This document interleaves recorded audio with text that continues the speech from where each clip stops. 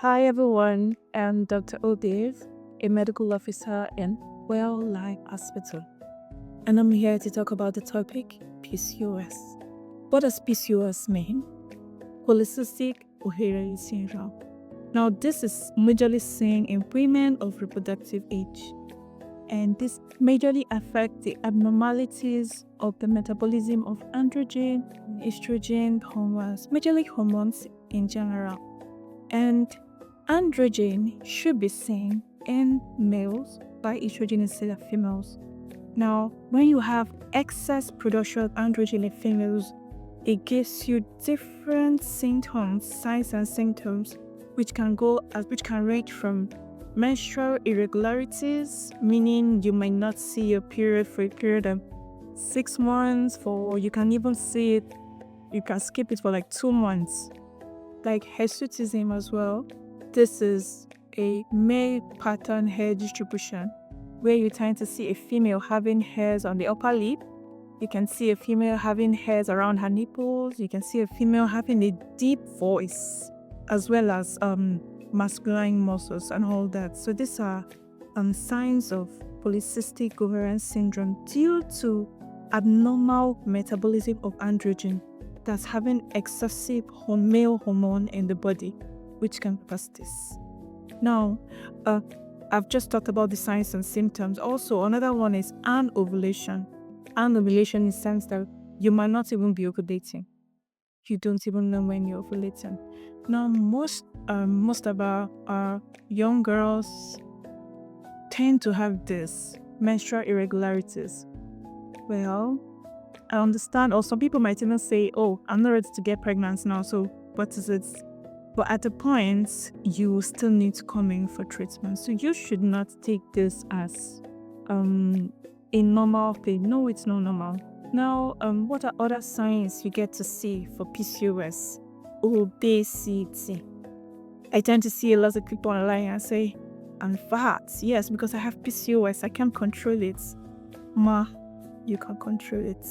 You should not leave yourself to chance because PCOS can lead to what we call type 2 diabetes. We'll come there later. But now let's talk about obesity. PCOS tends to increase your fat mass, and you should not leave that to chance.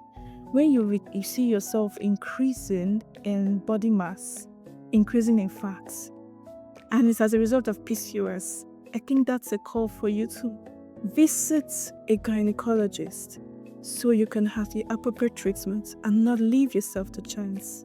Another signs you can get from PCOS is infertility. PCOS is one of the leading causes of infertility in Nigeria, in short, in Africa, because of the anovulation and the menstrual irregularities, you don't get to know your fertile window. You can't tell when you're ovulating, you can't tell when you're menstruating, and how do you not want to get pregnant? So that is one of the major leading causes of infertility. So now, how do we get the diagnosis of PCOS? Of course, we're going to do investigations. One, we'll first of all start with clinical presentation. Now, once you come to me, I'll first of all look at you right from the door. If you have like the hair pattern distribution, especially those deep voices where you see a woman with a man's voice. Oh yes, so you should know that there's something lingering around which can PCOS, as well as the hairs around the facial hairs, the hairs on the chest and all. And you can also diagnose that with also ultrasound. That's what we call follicles in the ovaries. Now, in ultrasound, you get to see 20 or more follicles in one ovary, measuring from 2 to 9 centimeters. Normally, when you have an ovary, it's meant to enlarge and release the egg, which can cause fertilization, either for pregnancy, and if not fertilized, it moves on to the normal period because there was no sperm left. But when you have that several sizes of follicles measuring from 2 to 9 centimeters, you're likely not even ovulate top month menstruating. So yes, one way of diagnosing PCOS is through ultrasound. What do we find in ultrasound? Now, normal size of the ovary, you're meant to have like 2 or 3 follicles growing in the size of 18 to 28 millimeters for the egg to be released to be able to cause fertilization or menstruation. But in terms of PCOS, you get to see tiny follicles measuring 2 to 9 centimeters, and they don't even grow further than that. You just see them spreading everywhere, and they can be like more than 20 in one ovary. And that's where we make a diagnosis of PCOS. Now, other investigations that can be done is thyroid function tests, prolactin, serum prolactin, because they tend to have like high they tend to have like prolactinemia, and they also tend to have free testosterone flowing around due to the increased production of androgen hormone. Like, how do we manage PCOS? Now, we have lifestyle modification, and we also have the pharmacological as well as the surgical. Now, let's focus on the lifestyle modification. For obesity, you're going to have to change your diets. You're going to have to exercise more, and you're going to have to lose weight.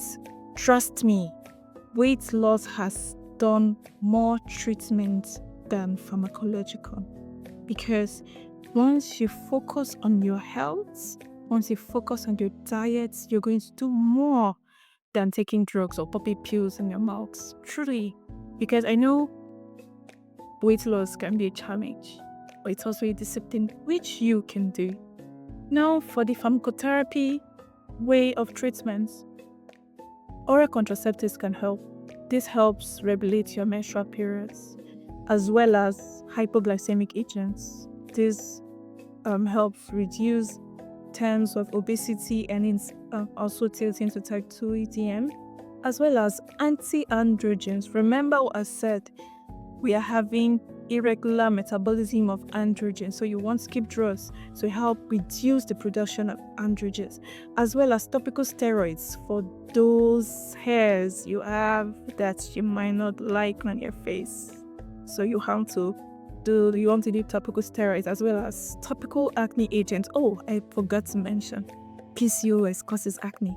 Yes, it does cause acne. So you also want to use a topical acne agent. I hope you've learned one or two from this. So in summary, PCOS needs treatment.